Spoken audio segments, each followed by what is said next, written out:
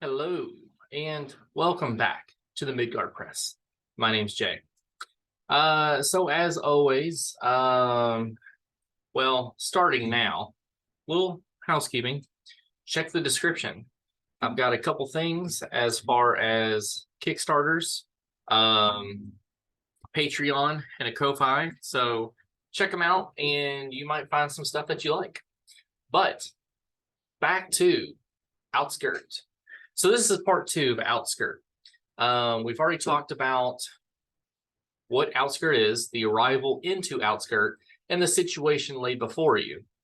Now, as the GM, again, the situation, you only want to share some of that with your players. You don't necessarily want to give them all the information. Let them play detective for a little while. Let them figure out some of it, okay? Let's get into some of the random effects that can happen within Outskirt. So you can roll on this table when the player characters arrive in Outskirt after an excursion, or whenever you want to lighten things up. Like if the players are just like, not sure what to do, boom, here you go. So here's several bits or events that are connected to Laurana and her cultist. Of course, why not? There's 6 options, so you roll a d6. Number 1 of the d6, demonic bat. A large bat comes flying from the temple area. It moves quickly and jerkily, so it's like zigzag, and soon disappears north. With a successful awareness roll, a player character notices that there is something attached to its leg. The creature is one of Laurana's vampire bats on its way to Koth with a secret message. The player characters cannot stop it at this moment. 2 of the d6, Quasmund's scum. Oh, looky here. What filthy visitors have come to Outskirt? I hope you didn't forget to pay the toll.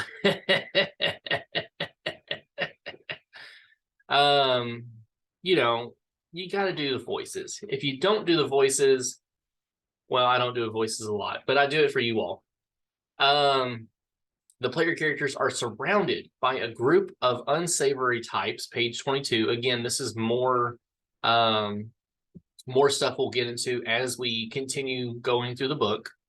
Led by the Mallard Quasimud, page 21. They stink of mead and are as many as the player characters plus 1. So if there's 5 player characters, there's 6. If there's 4, there's 5. If there's 3, there's 4, so on and so forth. You all understand.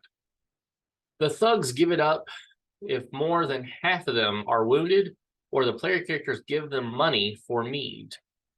What they are really doing is testing the player's character's combat capabilities on orders from Laurana.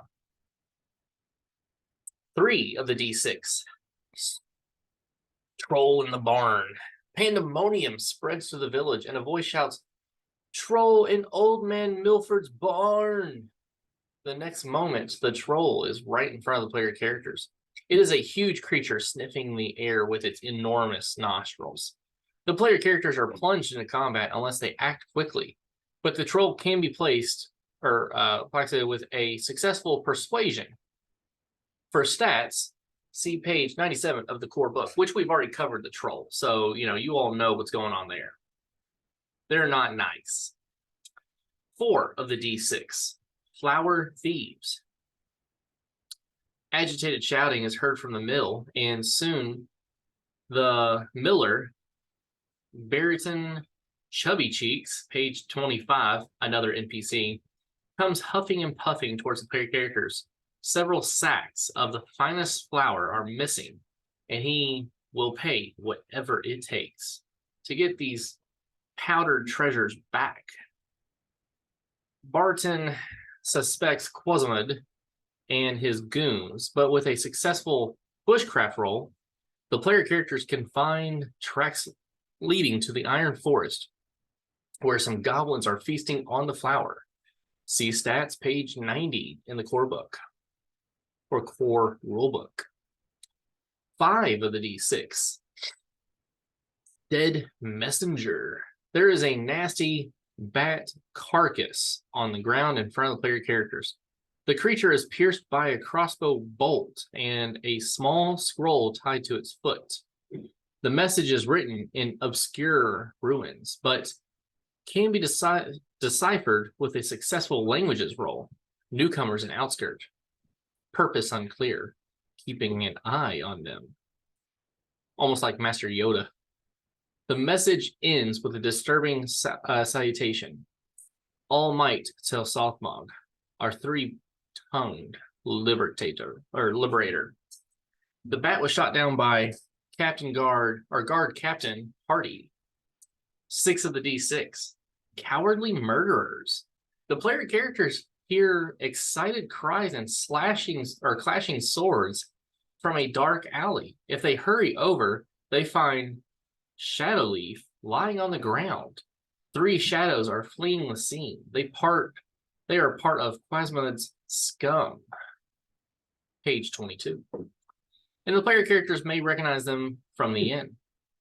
They are trying to run away, but will fight to the death if stopped. If questioned, they proudly admit that they are serving Sothmog. Shadowleaf is fatally wounded and beyond saving. She only manages to utter a gasping warning to the player characters. They are servants of Sothmog. All of them. Annabella too. After a final prayer to Eladin, she exhales, "Hail Eladin, master of the Immaculate Flame." So, more about the village.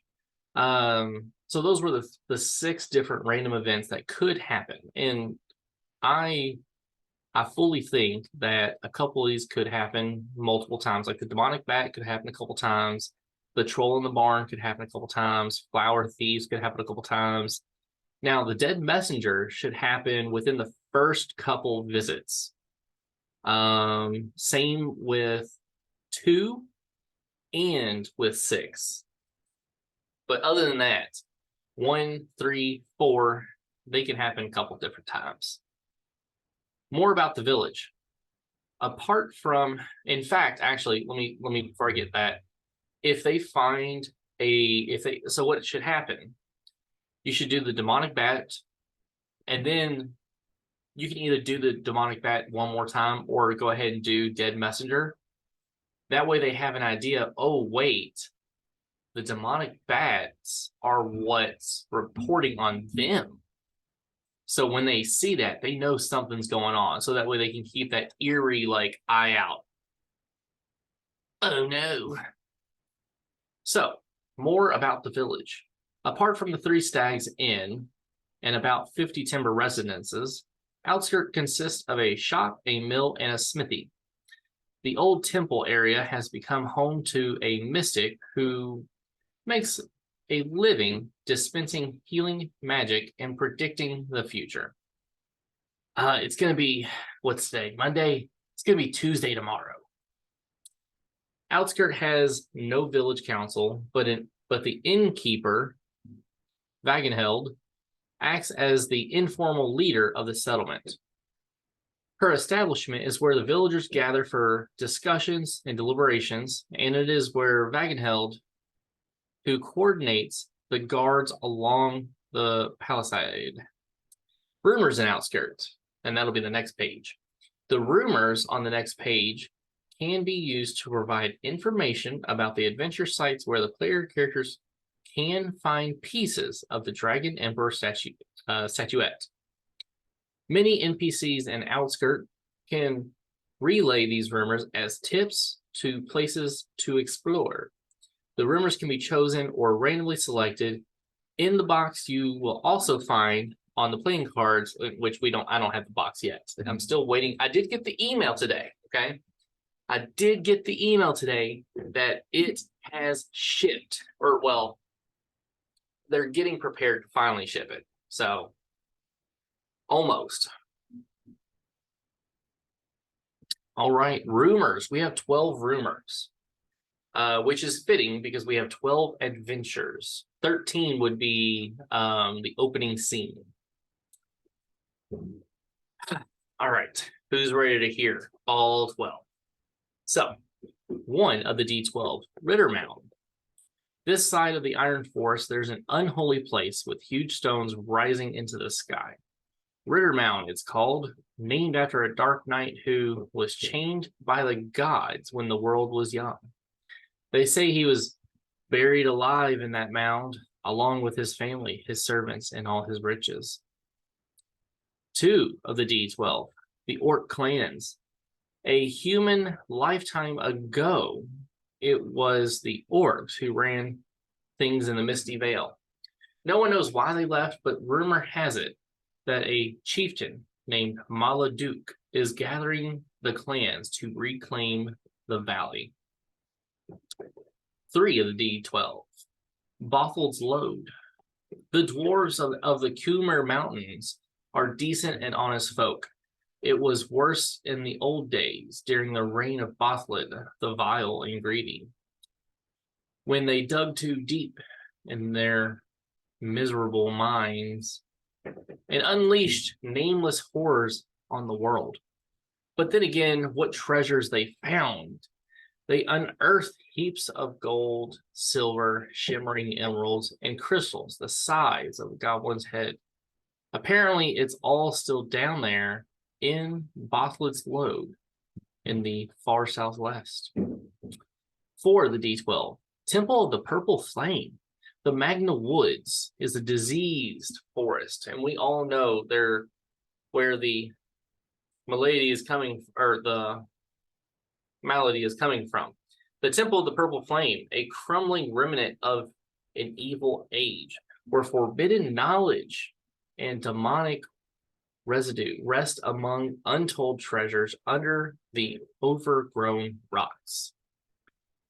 5 of the D12, Tower of Sides. There's a disgrunting bog about a day's march east of here. It's crawling with blood-sucking leeches and insects and is a hideout for bandits. But there are vast riches out there in the sludge.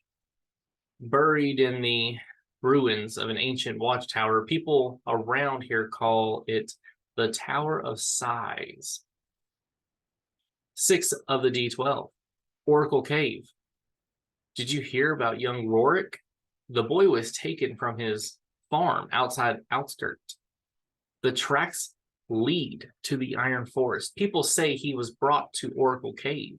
The Oracle is ancient and knows all there is to know about the Misty Vale. And she's said to be sitting on immense wealth. But now and then, she demands a human sacrifice. I reckon we'll never see Rorik again. 7, Troll's Spire.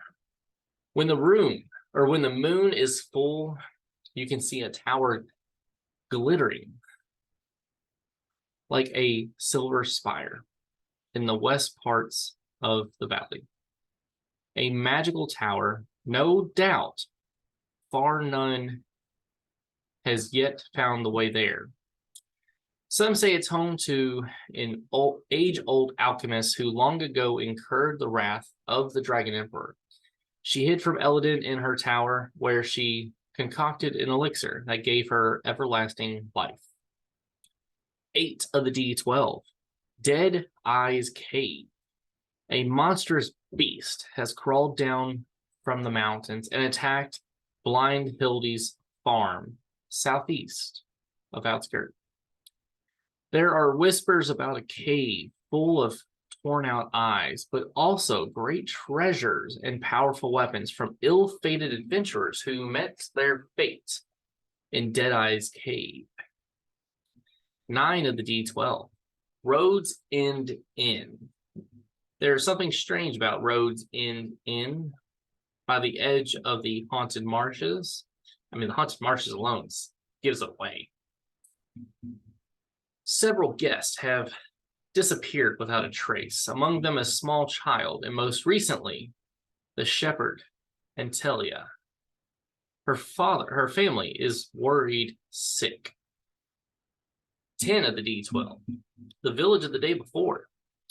7 centuries ago, the valley was home to Cato the Curious, a sorcerer who served Emperor Eladin but betrayed his lineage.